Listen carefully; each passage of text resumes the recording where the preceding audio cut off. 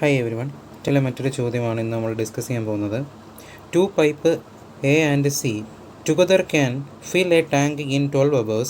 Ratio of efficiency C and A is 3:4.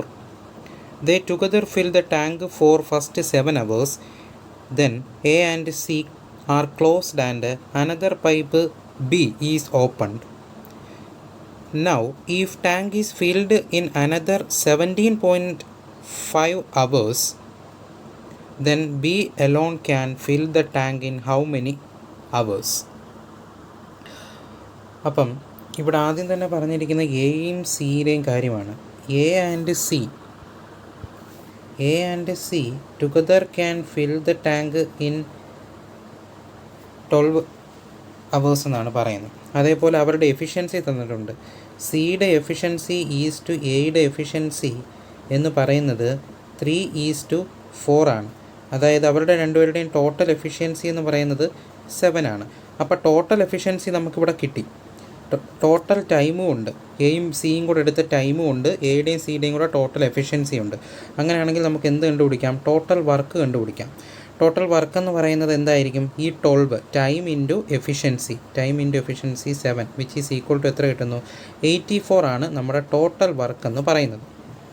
Okay, ഇനി പറയുന്നത് എന്താണ്? എയും C are worked for first 7 hours. ആദ്യത്തെ 7 hours എയും സിയും കൂടാണ് വർക്ക് ചെയ്തു എന്നവർ പറയുന്നുണ്ട്. അപ്പം work done by A and C, done by A and C, എയും സിയും കൂടെ ചെയ്ത വർക്ക് എത്രയായിരിക്കും നമുക്ക് കണ്ടുപിടിക്കാം. എയും സിയുടെയും വർക്ക് കണ്ടുപിടിക്കാൻ അതിൻ്റെ എഫിഷ്യൻസി 7 ഇൻറ്റു അവർ ചെയ്ത hours time is equal to 7 × 7 which is equal to 49 എന്ന് കിട്ടും. അപ്പോൾ work done by A and C 49 ആണ്. അപ്പോൾ ബാലൻസ് വർക്ക് കണ്ടുപിടിക്കാമല്ലോ. Balance work is equal to എത്ര വരും? 84 ആണ് ടോട്ടൽ വർക്ക്. അതിൽ എയുടെയും ബിയും വർക്ക് ചെയ്ത് കഴിഞ്ഞ് എയും ബിയും വർക്ക് ചെയ്തതിന് ശേഷമുള്ള വർക്കെന്ന് പറയുന്നത് എത്രയായിരിക്കും? 84 - 49 വിച്ച് ഈസ് ഈക്വൽ ടു നമുക്ക് 35 എന്ന് കിട്ടുന്നു. ഓക്കെ, ഇനി നമുക്ക് എന്താ കണ്ടുപിടിക്കേണ്ടത്? ബി ചെയ്തതാണ്. അപ്പോൾ ഈ ബാലൻസ് വർക്ക് ചെയ്തത് ബി ആണ്. അപ്പോൾ ബിയുടെ എഫിഷ്യൻസി ഇതിൽ നിന്ന് കണ്ടുപിടിക്കാം. ബി ചെയ്ത വർക്കെന്ന് പറയുന്നത് 35 ആണ്. അതേപോലെ ബി എടുത്ത ടൈം എന്ന് പറയുന്നത് 17.5 ആണ്. അങ്ങനെയാണെങ്കിൽ അതിൻ്റെ എഫിഷ്യൻസി എത്രയായിരിക്കും? 2 ആയിരിക്കും. ഇനി ബി എലോൺ ചെയ്ത വർക്ക് കണ്ടുപിടിക്കണമെങ്കിൽ total work divided by efficiency of B. അപ്പോൾ ടോട്ടൽ വർക്ക് എത്രയാണ്? 84 divide by work efficiency of B എന്ന് പറയുന്നത് 2 ആണ്, വിച്ച് ഈസ് ഈക്വൽ ടു എത്ര വരുന്നു? 42 എന്ന് കിട്ടും.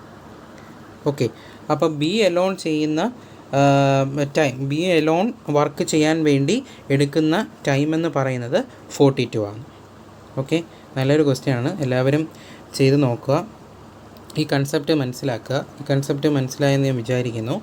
അപ്പോൾ നിങ്ങൾ എന്തായാലും ഈ വീഡിയോ ലൈക്ക് ചെയ്യുക, നിങ്ങളുടെ ചാനൽ ഒന്ന് സബ്സ്ക്രൈബ് ചെയ്യുക, അതുപോലെ നിങ്ങളുടെ കൂട്ടുകാരിലേക്ക് ഈ വീഡിയോ ഒന്ന് ഷെയർ ചെയ്യുക. Thank you.